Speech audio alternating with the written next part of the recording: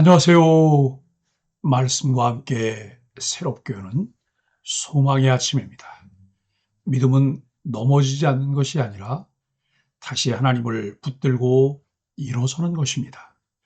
여호수아 19장 40절로 48절까지 말씀을 본문으로 하여 다시 일어서는 믿음이라고 하는 주제로 함께 은혜를 나누길 원합니다.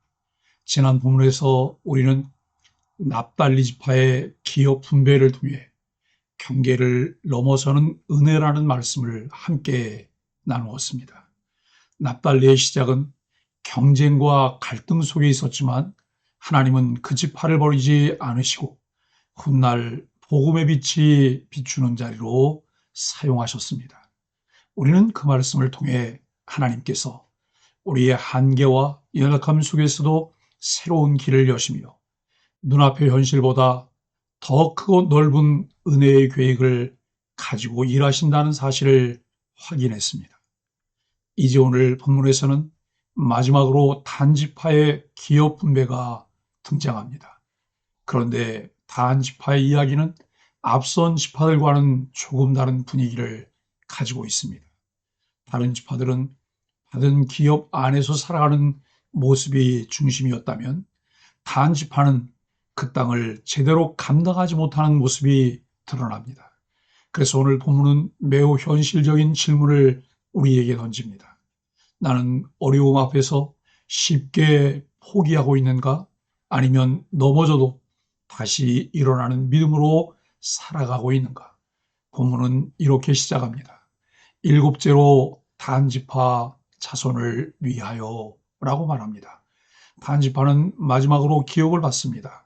그런데 이어지는 내용을 보면 단지파는 자신들에게 주어진 지역에서 어려움을 겪게 됩니다. 본문 자체는 간단하게 기업의 경계와 성읍들을 기록하지만 사사기로 넘어가면 단지파의 문제가 더 구체적으로 드러납니다. 사사기 1장을 보면 단지파는 가나안 족속과 블레셋의 압박 속에서 밀려나 산지로 올라가게 됩니다.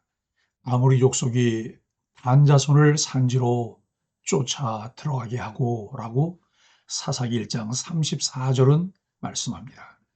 결국 단지파는 하나님이 처음 맡기신 기업을 충분히 감당하지 못하고 북쪽으로 이동하여 새로운 땅을 차지하게 됩니다. 이 모습은 우리에게 믿음의 사람도 어려움을 만날 수 있다는 매우 중요한 사실을 보여줍니다. 하나님이 기업을 주셨다고 해서 모든 길이 자동으로 쉬워지는 것은 아닙니다. 약속의 땅 안에서도 싸움은 있었고 두려움도 있었으며 현실의 벽도 존재했습니다.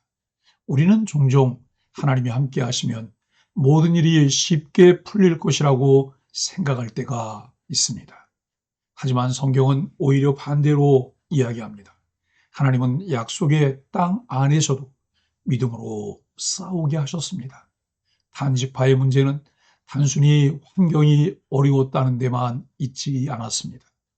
문제는 어려움 앞에서 점점 하나님보다 현실을 더 크게 보기 시작했다는 데 있었습니다. 두려움이 커지면 믿음은 쉽게 흔들립니다. 안 될 것 같다.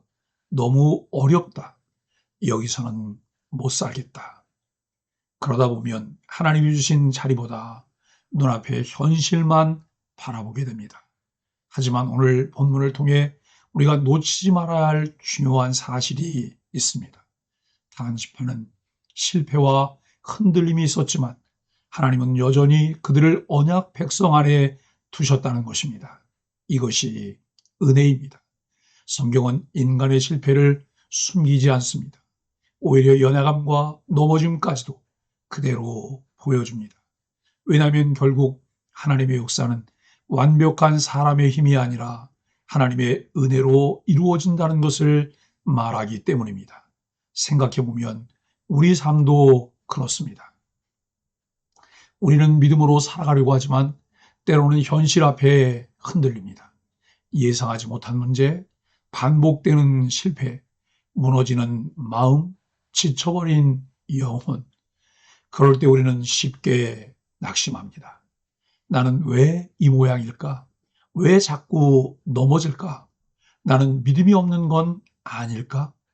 그런데 오늘 본문은 우리에게 매우 중요한 사실을 말해줍니다. 믿음은 한 번도 넘어지지 않는 것이 아니라 다시 하나님께 돌아오는 것입니다. 단지파의 이야기는 안타까운 부분도 있지만 동시에 우리 자신을 돌아보게 합니다. 우리 역시 하나님이 맡기신 자리보다 더 쉬운 길만 찾고 있지는 않은가? 현실이 어렵다고 해서 하나님보다 상황을 더 크게 보고 있지는 않은가? 그러나 하나님은 오늘도 우리를 다시 부르십니다. 포기하지 말아라. 다시 일어나라. 끝까지 믿음으로 걸어가라. 사랑하는 소망의 가족 여러분, 신앙은 완벽한 사람의 이야기가 아닙니다. 넘어지고 흔들리면서도 다시 하나님을 붙드는 사람들의 이야기입니다. 베드로도 넘어졌고 엘리야도 지쳤으며 다윗도 흔들렸습니다. 그러나 하나님은 그들을 결코 버리지 않으셨습니다. 하나님은 오늘 우리도 결코 포기하지 않으십니다. 그러므로 중요한 것은 지금 얼마나 완벽하냐가 아니라 지금 누구를 붙들고 다시 일어나느냐입니다. 혹시 지금 삶이 지치고 무너져 있습니까? 믿음이 흔들리고 두려움이 점점 커져가고 있습니까? 그렇다면 오늘 말씀을 기억하시기 바랍니다. 하나님은 넘어지는 사람을 버리지 않으십니다. 하나님은 다시 일어서는 믿음을 기뻐하십니다. 이제 우리는 하나님께 새 힘을 주시길 기도하며 다시 결단해야 합니다. 환경보다 하나님을 더 바라보겠습니다. 넘어져도 다시 하나님께 나아가겠습니다. 포기하지 않고 끝까지 믿음으로 살아가겠습니다. 하나님은 오늘도 넘어지는 사람을 붙드시고 다시 일으켜 세우고 계십니다. 그렇습니다. 우리의 안전과 평안, 번영이 하나님의 손에 있음을 확인하고 끝까지 견디며 믿음으로 다시 일어서는 소망의 가족들이 되기를 예수 그리스도 이름으로 간절히 축복합니다. 말씀으로 드리는 소망의 아침 감사 기도입니다. 칠퍽거리며 넘어지는 우리를 포기하지 않으시니 하나님 감사합니다. 다시 일어설 힘을 주시며 일어나 걸으라 말씀하시는 은혜에 감사합니다. 포기하지 않고 끝까지 붙들어 주시는 하나님의 사랑에 감사합니다. 예수님의 이름으로 기도합니다. 아멘.